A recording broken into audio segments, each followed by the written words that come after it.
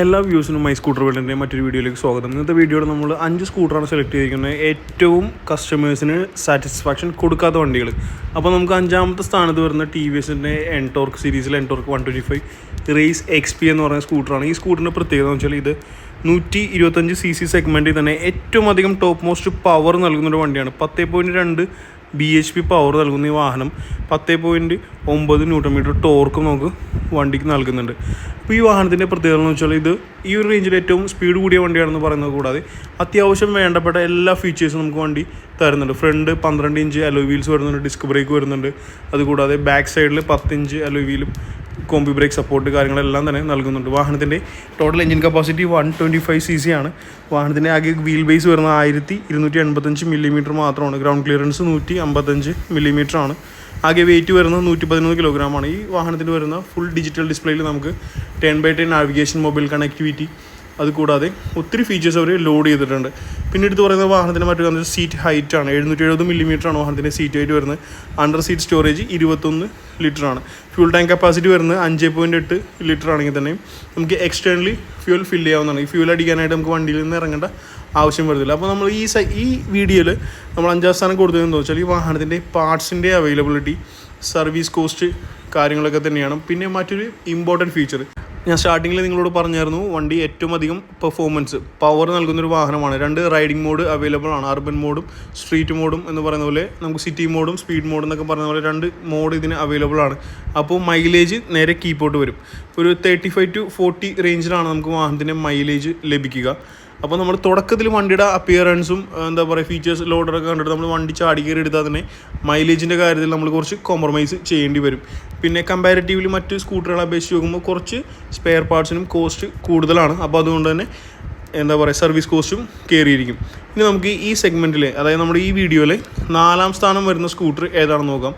അപ്പോൾ നമ്മൾ 4ാം സ്ഥാനത്തേക്ക് സെലക്ട് ചെയ്തിരിക്കുന്നത് ടി വി എസിൻ്റെ എൻടോർക്ക് 125 സീരീസിലെ ഏറ്റവും ലേറ്റസ്റ്റ് ആയിട്ട് ഇറങ്ങിയ നമ്മുടെ T V S Ntorq 125 XT എന്ന് പറയുന്ന മോഡാണ്. XT എന്ന് വെച്ചാൽ എക്സ്ട്രാ ടെക്നോളജി. ഈ വാഹനത്തിൻ്റെ ഏറ്റവും വലിയ പ്രത്യേകത എന്ന് വെച്ചാൽ ഇതിൻ്റെ ഈ ഫുള്ളി ലോഡഡ് സ്പ്ലിറ്റ് ആയിട്ടുള്ള ഡിജിറ്റൽ മീറ്റർ തന്നെയാണ്. ഈ വാഹനത്തിൻ്റെ ഡിജിറ്റൽ മീറ്ററിൽ ഒത്തിരി ടെക്നോളജിക്കലി അഡ്വാൻസ്ഡ് ആയിട്ടുള്ള ഫീച്ചേഴ്സ് അവർ ലോഡ് ചെയ്തിട്ടുണ്ട്. നമുക്ക് ഇ കൊമേഴ്സിൻ്റെ അപ്ഡേറ്റ്സ്, വെതർ അപ്ഡേറ്റ്സ്, സ്പോർട്സ്, അതായത് ക്രിക്കറ്റ്, ഫുട്ബോളിൻ്റെ എല്ലാ അപ്ഡേറ്റ്സ്, അതുകൂടാതെ നമ്മുടെ മൊബൈൽ ഫോൺ കണക്ട് ചെയ്താൽ 10x10 നാവിഗേഷൻ, കോൾ, SMS, അതുപോലെ തന്നെ ആപ്ലിക്കേഷൻസ് ആയ വാട്സപ്പ്, ഇൻസ്റ്റാഗ്രാം, അതിനെല്ലാം അപ്ഡേറ്റ്സ് നമുക്ക് ഇതിൻ്റെ ഫുൾ ഡിജിറ്റൽ മീറ്ററിൽ നൽകുന്നുണ്ട്. ഈ വാഹനത്തിൻ്റെയും ഫ്രണ്ട് നമുക്ക് 12 ഇഞ്ച് നല്ല ലൈറ്റ് സ്പോക്കുള്ള നല്ല ഭംഗിയുള്ള അലോയ് വീൽസ് വരുന്നുണ്ട്. ട്യൂബ്ലെസ് ടയർ നൽകുന്നുണ്ട്. ഫ്രണ്ട് ഡിസ്ക് ബ്രേക്ക് വരുന്നുണ്ട്.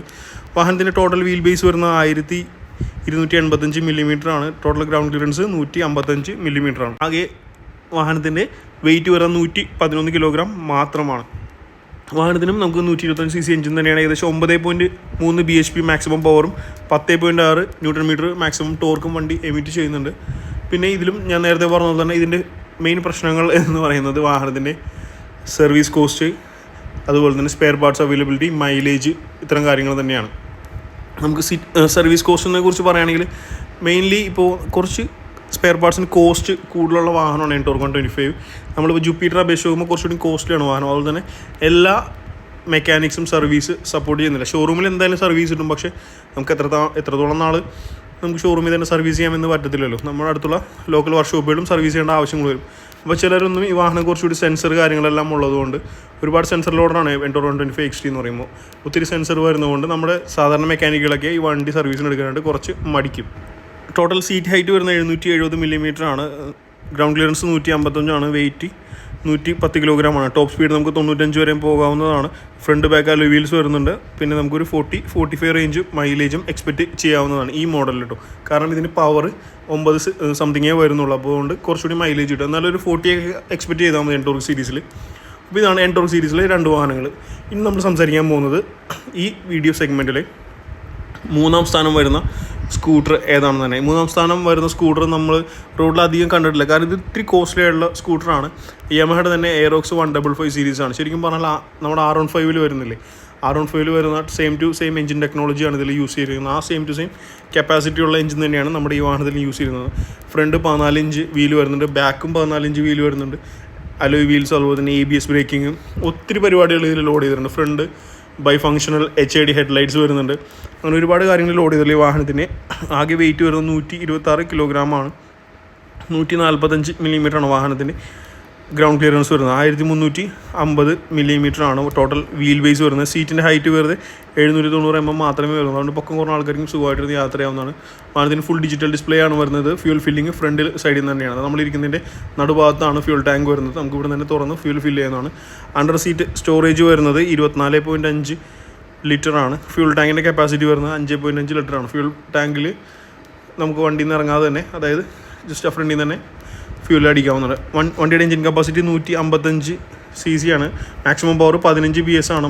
മാക്സിമം ടോർക്ക് വരുന്നത് 13.9 ന്യൂട്ടൺ മീറ്റർ ആണ്. നമുക്കൊരു 120 km/h വരെ മാക്സിമം സ്പീഡിൽ വണ്ടിയിൽ കൊണ്ടുപോകുന്നതാണ്. അപ്പോൾ ഇതൊരു 155 cc ആയതുകൊണ്ട് തന്നെ കുറച്ചുകൂടി പാർട്സ് കോസ്റ്റ്ലി ആയിരിക്കും. അതുപോലെ അത് ഇതിൻ്റെ മെയിൻ പ്രശ്നം എന്ന് വെച്ചാൽ ഒത്തിരി കസ്റ്റമർ ഫീഡ്ബാക്ക് എനിക്ക് കിട്ടിയത് വാഹനത്തിൻ്റെ റിയർ സസ്പെൻഷനെ കുറിച്ചാണ്.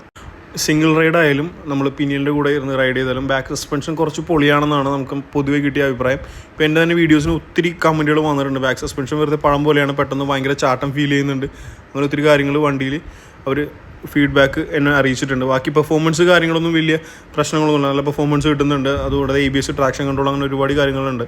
അപ്പോൾ നമുക്കിനി ഈ വാഹനത്തിൻ്റെ ഈ സീരീസിൽ നമുക്ക് സെക്കൻഡ് സ്ഥാനം വരുന്ന സ്കൂട്ടർ ഏതാണെന്ന് നോക്കാം. സെക്കൻഡ് സ്ഥാനം വരുന്ന സ്കൂട്ടർ നിങ്ങളെല്ലാവർക്കും അറിയാവുന്ന സ്കൂട്ടറാണ് നമ്മുടെ സുസുക്കിയുടെ ആക്സസ് 125 ലേറ്റസ്റ്റ് മോഡലാണ്. ആക്സസ് 125 അങ്ങനെ തീർത്ത് കംപ്ലൈൻ്റ് ഉള്ള വണ്ടി എന്നൊന്നും എനിക്ക് ഒരിക്കലും പറയാൻ പറ്റില്ല. ആക്സസ് 125 വളരെ നല്ലൊരു വണ്ടി തന്നെയാണ്. എന്നാലും കുറച്ചധികം കസ്റ്റമേഴ്സിന് 1-2 മെയിനായിട്ട് കംപ്ലയിൻസ് എടുത്ത് പറയാനായിട്ട് എനിക്ക് കമൻറ്റ് കിട്ടിയിരുന്നു. അപ്പോൾ ഞാൻ പൊതുവെ അന്വേഷിച്ചപ്പോൾ ഈ കംപ്ലയിൻസ് എല്ലാം തന്നെ എടുത്ത് കാണുന്നുണ്ടെന്ന് ഒരുപാട് കസ്റ്റമേഴ്സിന് അനുഭവം ഉണ്ടായിട്ടുണ്ട്. അതുകൊണ്ട് തന്നെ ഇപ്പോഴും അനുഭവിച്ചുകൊണ്ടിരിക്കുന്നു എന്നെല്ലാം പറഞ്ഞതാണ്. അപ്പോൾ അതുകൊണ്ടാണ് ഞാൻ ആക്സസ് 125 ഈ വീഡിയോ സീരീസിൽ സെക്കൻഡ് സ്ഥാനം കൊടുത്തിരുന്നത്. ആക്സസ് 125 എഞ്ചിൻ CC വരുന്നത് 124 cc ആണ്. 8.7 bhp മാക്സിമം പവറും 10 Nm ടോർക്കും ലഭിക്കുന്നുണ്ട്. ടോപ്പ് സ്പീഡ് വരുന്നത് 90 km/h ആണ്. വാഹനത്തിൻ്റെ ഫ്യൂൽ ടാങ്ക് കപ്പാസിറ്റി 22 ലിറ്ററാണ്. നമുക്ക് മൈലേജ് ഒരു 50-55 റേഞ്ചിൽ നല്ല മൈലേജ് കിട്ടുന്നുണ്ട്. ഫ്യൂൽ ടാങ്കിൻ്റെ ടോട്ടൽ കപ്പാസിറ്റി വരുന്നത് 5 ലിറ്റർ മാത്രമാണ്. ഫ്രണ്ട് നമുക്ക് 12 ഇഞ്ച് വീലും ബാക്ക് സൈഡ് 10 ഇഞ്ച് വീലും ലഭിക്കുന്നുണ്ട്.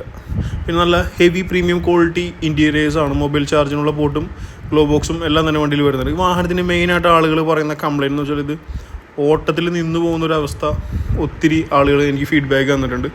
പക്ഷെ എന്നാൽ വണ്ടി റണ്ണിങ്ങിൽ തന്നെ തനിയെ നിന്ന് പോകുന്നുണ്ട്. അതായത് 2021-22 കാലഘട്ടങ്ങളിലെ വണ്ടികളിലാണ് ആ ഒരു ഫീഡ്ബാക്ക് കൂടുതലും കിട്ടിയിരുന്നത്. പിന്നെ സ്റ്റാർട്ടിങ്ങിനുള്ള ശബ്ദം, വണ്ടി സ്റ്റാർട്ട് ചെയ്യുമ്പോൾ ഒരു ക്രാങ്ക് ഇറങ്ങുന്ന പോലെ ഒരു മെനക്കെട്ട സൗണ്ട് ഒത്തിരി പേർക്ക് ഫീൽ ചെയ്യുന്നുള്ളൊരു കംപ്ലയിൻറ്റ് എന്നോട് പറഞ്ഞിരുന്നു. പക്ഷേ അതിപ്പോൾ റെക്ടിഫൈ ചെയ്തിട്ടുണ്ട്. ഇപ്പോൾ സൈലൻറ്റ് സ്റ്റാർട്ട് നമ്മുടെ വണ്ടിയിൽ അവൈലബിൾ ആണ്. ആക്സസ് 125 നിങ്ങൾ ഈ ലേറ്റസ്റ്റ് മോഡൽ ഇപ്പോൾ നമ്മൾ ഈ വീഡിയോ കണ്ടിരിക്കുന്ന വണ്ടി ഇതൊരു സ്പെഷ്യൽ കളേഴ്സ് വരുന്നുണ്ട്. ഒരു പിസ്ത ഗ്രീനും പിന്നെ ഈ ഒരു ക്രീം കളറും വരുന്നുണ്ട്. ഈ വണ്ടി നിങ്ങൾ ഒന്ന് ടെസ്റ്റ് ചെയ്ത് നിങ്ങൾക്ക് അറിയാൻ പറ്റും. ആ സൗണ്ടിൻ്റെ പ്രശ്നം അവർ ക്ലിയർ ചെയ്തിട്ടുണ്ട്. പിന്നെ കുറച്ചുകൂടി പാർട്സ് ഡ്യൂറബിൾ ആണ്, പക്ഷേ പാർട്സ് കുറച്ചുകൂടി കോസ്റ്റ്ലി ആണ്. പിന്നെ അതുകൂടെ നിങ്ങൾ പൾസറിനൊക്കെ പോലെ തന്നെയാണ് ഇതിൻ്റെ പരിപാടി. വെച്ചാൽ കണക്റ്റഡ് പാർട്സ് ആയതുകൊണ്ട് ആ ഒരു നമ്മളിപ്പോൾ ഹോണ്ടയിലൊക്കെ ചേഞ്ച് ചെയ്യുകയാണെങ്കിൽ ആ ഒരു പാർട്സ് മാത്രം ചേഞ്ച് ചെയ്താൽ മതി. പക്ഷേ ആക്സസ് പൾസറൊക്കെ ആണെങ്കിൽ നമുക്ക് അതിനോട് കണക്ട് ചെയ്തിരിക്കുന്ന 1-2 പാർട്സ് കൂടി ചേഞ്ച് ചെയ്യേണ്ടി വരും. അപ്പോൾ അതുകൊണ്ട് കുറച്ചുകൂടി സർവീസ് കോസ്റ്റും ലേബർ കോസ്റ്റും കൂടുതലായിരിക്കും. ആ ഒരു പ്രശ്നം മാത്രമാണ് എനിക്ക് ആക്സസിന് പറയാനുള്ളത്. അപ്പോൾ അതുകൊണ്ടാണ് ആക്സസിന് മെയിൻ്റനൻസ് കോസ്റ്റ് കൂടുതലാണെന്ന് ആളുകൾ പറയുന്നത്. അപ്പോൾ ഇനി നമ്മൾ 1ാം സ്ഥാനം വരുന്ന സ്കൂട്ടറാണ് സംസാരിക്കാൻ പോകുന്നത് ഇന്നത്തെ വീഡിയോയിൽ. ഇത് നമുക്ക് എല്ലാവർക്കും അറിയാവുന്ന നമ്മൾ ഒത്തിരി റോഡിൽ കണ്ടുകൊണ്ടിരിക്കുന്ന സ്കൂട്ടർ തന്നെയാണ്. ഇത് 1ാം സ്ഥാനം നമ്മൾ കൊടുക്കുന്ന ഹോണ്ടയുടെ സ്കൂട്ടറാണ്. ഹോണ്ടയുടെ ഡിയോ 110 cc സ്കൂട്ടറാണ് നമ്മൾ ഈ വീഡിയോയിൽ 1ാം സ്ഥാനം കൊടുക്കുന്നത്. ഏകദേശം 2006 തുടങ്ങി നമ്മുടെ റോഡിൽ ഭരിച്ചുകൊണ്ടിരിക്കുന്ന ഒരു സ്പോർട്സ് സ്കൂട്ടറുകളിൽ ഒന്നാമനാണ് ഹോണ്ട ഡിയോ. നമ്മളിപ്പോൾ ഇന്ത്യയിൽ ടോട്ടൽ സെയിൽ വെച്ച് നോക്കുമ്പോൾ ആദ്യത്തെ 5 സ്ഥാനങ്ങളിൽ വരുന്ന സ്കൂട്ടറും ഹോണ്ട ഡിയോ 110 തന്നെയാണ്. എന്നാൽ തന്നെയും ഈ സ്കൂട്ടർ ഉപയോഗിച്ചുകൊണ്ടിരിക്കും. ഞാനിപ്പോൾ ഉപയോഗിച്ചിരുന്ന ആളാണ്. ഒത്തിരി എൻ്റെ ഫ്രണ്ട്സും ഫാമിലി മെമ്പേഴ്സും സ്കൂട്ടർ ഉപയോഗിക്കുന്നുണ്ട്. പൊതുവായി അവർ പറഞ്ഞൊരു ഫീഡ്ബാക്കാണ് ഞാൻ നിങ്ങൾക്ക് ഷെയർ ചെയ്ത് തരുന്നത്. ഒന്ന് തന്നെ വാഹനത്തിൻ്റെ സീറ്റിംഗ് പൊസിഷനാണ്. വാഹനത്തിന് നല്ല സ്പോർട്ടി ലുക്സാണ്, നല്ല സ്പോർട്ടി സീറ്റിങ്ങും കുഷനിങ്ങും എല്ലാം തന്നെ. പക്ഷേ സീറ്റിംഗ് പൊസിഷൻ കുറച്ച് പ്രശ്നമാണ്. കാരണം വെച്ചാൽ നമുക്ക് ഒത്തിരി ലോങ് ഒന്നും വണ്ടി ഒറ്റ സ്ട്രെച്ചിൽ ഓടിക്കാൻ പറ്റത്തൊന്നുമില്ല. നിങ്ങളൊരു 20-25 കിലോമീറ്റർ ഒറ്റ സ്ട്രെച്ചിൽ തന്നെ ഈ വാഹനം ഓടിച്ചാൽ തന്നെ നിങ്ങൾക്ക് നല്ല നടുവേന ഫീൽ ചെയ്യുന്നതാണ്. അതാണ് ഈ വാഹനത്തിന് ഏറ്റവും വലിയ പ്രശ്നം എന്ന് വെച്ചാൽ. പിന്നെ മൈലേജ് ഒരു വർഷം 2 വർഷം കഴിഞ്ഞാൽ തന്നെ നിങ്ങൾക്കൊരു 35-40 ആ റേഞ്ചിലേക്ക് മൈലേജ് നേരെ ചുരുങ്ങുന്നതാണ്. പിന്നെ മറ്റൊരു കാര്യം എന്ന് വെച്ചാൽ വാഹനത്തിൻ്റെ സേഫ്റ്റി ഫീച്ചേഴ്സാണ്. ഇത്രയും പ്രൈസ് കൊടുത്ത് നമ്മൾ 1 ലക്ഷം രൂപ എടുത്ത് വരുന്ന വാഹനമാണ് ഇതിൽ. ജസ്റ്റ് നമ്മുടെ ഒരു ബേസിക്കായിട്ട് ഒരു അലോയ് വീലോ അതുപോലെ തന്നെ ഡിസ്ക് ബ്രേക്ക് കാര്യങ്ങളൊന്നും തന്നെ കമ്പനി പ്രൊവൈഡ് ചെയ്യുന്നില്ല. ഞാനത് ചോദിച്ചപ്പോൾ അവർ പറയുന്നത് അത്ര യൂസ് വരാത്ത സാധനം എന്നൊക്കെയാണ് അവർ പറയുന്നത്. വെച്ചാൽ കസ്റ്റമേഴ്സിന് ഡെയിലി യൂസ് ചെയ്യുന്ന കാര്യങ്ങൾ മാത്രമേ അവർ അവരതിൽ ഉൾപ്പെടുത്തുമെന്നാണ് ഞാൻ അറിഞ്ഞത്. അതുപോലെ തന്നെ ഡിജിറ്റൽ മീറ്റർ, ബ്ലൂടൂത്ത് കണക്ടിവിറ്റി കാര്യങ്ങളൊന്നും തന്നെ നമ്മുടെ വണ്ടിയിൽ വരുന്നില്ല. മൊബൈൽ ചാർജിങ് പോർട്ട് പഴയ മോഡൽ 125 ഉണ്ടായിരുന്നു, പുതിയ മോഡൽ ഡിയോനൊന്നും 125 ആയിക്കോട്ടെ 110cc ആയിക്കോട്ടെ മൊബൈൽ ചാർജിങ് പോർട്ട് കാര്യങ്ങളൊന്നും വരുന്നില്ല. അതുപോലെ അണ്ടർ സീറ്റ് സ്റ്റോറേജും കമ്പാരിറ്റീവ്ലി സെഗ്മെൻറ്റിൽ ഏറ്റവും കുറവ് വരുന്ന ഡിയോയ്ക്കും ആക്റ്റീവ 110-നുമാണ്. 18 ലിറ്ററോളം മാത്രമേ അണ്ടർ സീറ്റ് സ്റ്റോറേജ് വരുന്നുണ്ട്. പിന്നെ പുതിയ മോഡലായപ്പോൾ ഒരു ഗുണമെന്ന് വെച്ചാൽ ഫ്യൂൽ ഫില്ലിങ് എക്സ്റ്റേണലി ആക്കി മാറ്റിയിട്ടുണ്ട്. പഴയ മോഡലെല്ലാം സീറ്റിൻ്റെ താഴെയായിരുന്നു ഫ്യൂൽ ഫില്ലിങ് വരുന്നത്. പിന്നെ LED ലൈറ്റ്സ് പുതിയ മോഡലിൽ വരുന്നുണ്ട്. ബാക്ക് ലൈറ്റ് ഇപ്പോഴും ഹാലജൻ തന്നെയാണ്, ഒന്നും പ്രശ്നമില്ല. വണ്ടിയുടെ സീറ്റിംഗ് ടോട്ടൽ എഞ്ചിൻ CC വരുന്നത് 110cc ആണ്. 7.6 bhp-യും 10 Nm ടോർക്കും വരുന്നുണ്ട്. വാഹനത്തിൻ്റെ ബാക്ക് സൈഡ് സസ്പെൻഷനും ഇതിൽ ഇടങ്ങേറാണ്. നമുക്കൊരു ഫിക്സഡ് ടൈപ്പ് സ്പ്രിംഗ് ലോഡ് സസ്പെൻഷനാണ്. അതും ഒരു 2 പേർക്ക് ഇരുന്ന് പോവുകയാണെങ്കിൽ ബാക്കിലിരിക്കുന്ന ആൾക്കാർക്ക് നല്ലപോലെ അടി ഫീൽ ചെയ്യുന്നതാണ്. അപ്പോൾ ഇതൊക്കെയാണ് മെയിനായിട്ട് ഡിയോൻ്റെ ഫീഡ്ബാക്സ് വരുന്നത്. ഞാൻ ഈ പറഞ്ഞ 5 വാഹനങ്ങൾ തീരെ മോശമാണെന്നൊന്നും ഞാൻ പറയുന്നില്ല. എന്നാലും കോമൺ ആയിട്ട് എൻ്റെ അറിവുള്ള കസ്റ്റമേഴ്സിനും അതുപോലെ തന്നെ കൂട്ടുകാർക്കും ഫീൽ ചെയ്ത കുറച്ച് ഡ്രോബാക്സ് ഞങ്ങൾക്ക് ഷെയർ ചെയ്തതെന്ന് മാത്രമേ ഉള്ളൂ. Okay, thank you.